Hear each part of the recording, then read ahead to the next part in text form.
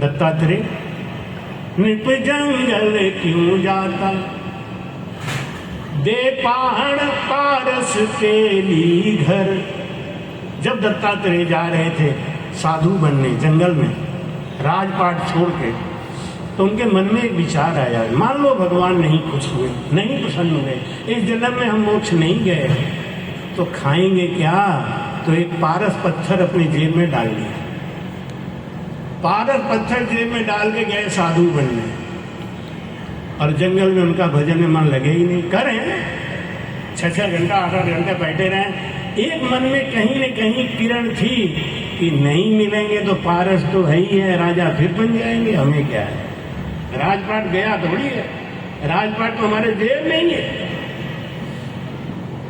राजपाट दिखावटी चला गया है, लेकिन राजपाट तो मेरे जेब में है, इसलिए भजन नहीं हो रहा है। एक दिन उनको आत्मज्ञान हुआ, तो दे पहाड़ पारस तेली घर, समझ गए ये पारस है, ये हमको भजन नहीं करने देगा, ये हमको पार नहीं होने देगा, ये हमारे लिए बाधा है।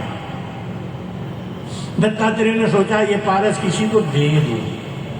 फिर मन में आया अगर किसी को दे देता हूं तो मेरे मन में एक आस तो रहेगी, क्या मेरी चीज है, मांग लूंगा, दो मेरा पारस, नहीं तो देने से भी कोई फायदा नहीं है, और बेच दूं तो वो धन कहाँ रखूंगा, फिर उसका झंझट।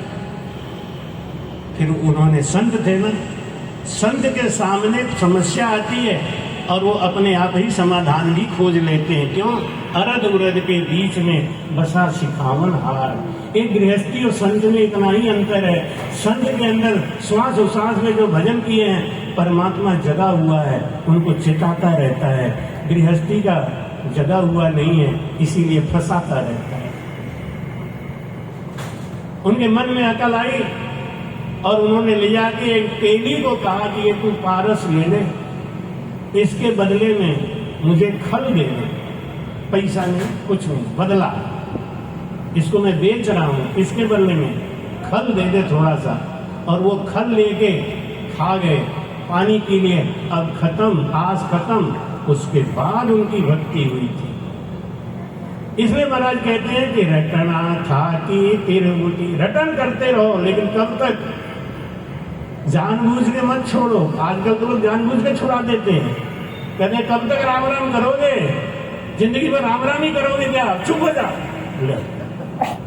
मावा बनाते हैं आप लोग ना, मावा खोआ, दूध जलाते हैं ना, जब आप दूध जलाते हैं तो उसको चलाते हैं, नीचे से आग भी लगाते हैं, लेकिन वो चलते चलते चलते चलते चलते चलते एक स्थिति ऐसी आती है जब आप चलाना चाहो तो चलेगा।